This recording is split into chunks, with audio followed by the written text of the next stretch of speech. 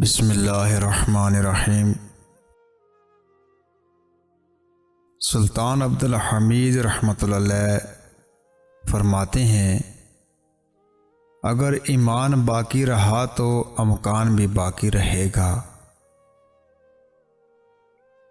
ہم اپنی قوم کے لیے اہم معاملات طے کر رہے ہیں تاکہ وہ 50 سال بعد بھی سکون سے زندگی گزار سکیں۔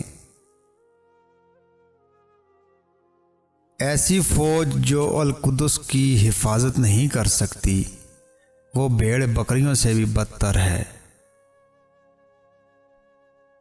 عزت و وقار سے لی گئی ایک سانس ذلت کی ساری زندگی سے بہتر ہے۔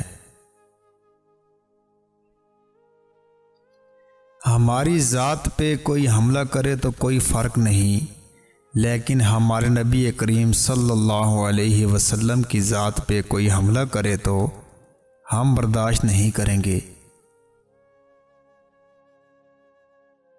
میں نے حضرت علی رضی اللہ تعالیٰ عنہ کے راز کو اچھی طرح جان لیا ہے۔ وہ دشمنوں سے کبھی بھی ڈرتے نہیں تھے، لڑائی کو کبھی بھی نظر انداز نہیں کرتے تھے۔ وہ دشمن پر بار بار حملہ کرتے تھے۔ اس کا مطلب ہے کہ اپنی رضا کے لیے نہیں بلکہ اللہ کی رضا کے لیے لڑو، اپنی ناموس کے لیے، اپنے دین کے لیے، اپنے ملک کے لیے لڑو۔ اگر ہم آپس میں محبت نہیں رکھیں گے تو مٹ جائیں گے، تباہ ہو جائیں گے۔ قومیں توپوں اور گولوں سے تباہ نہیں ہوتی اور نہ ہی دشمن کے طاقتور دستوں سے ہوتی ہیں، بلکہ قوموں کی تباہی آپس کے بندھن ٹوٹنے سے اور نفسا نفسی سے ہوتی ہیں۔ جب انہیں اپنی ہی فکر کھانے لگے تو تباہ ہو جاتی ہیں۔ حقوق کے متلاشی کو حقوق دیں اور جو باغی ہیں ان کے سر قلم کر دیں۔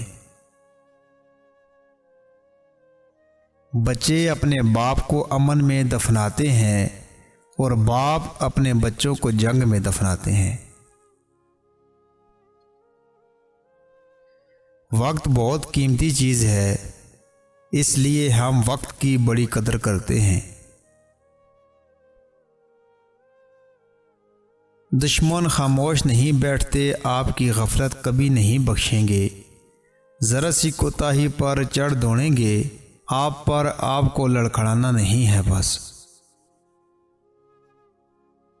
مکہ اللہ تعالیٰ کا حرم ہے، مدینہ رسول اللہ صلی اللہ علیہ وسلم کا حرم ہے اور قدس مومنین کا حرم ہے۔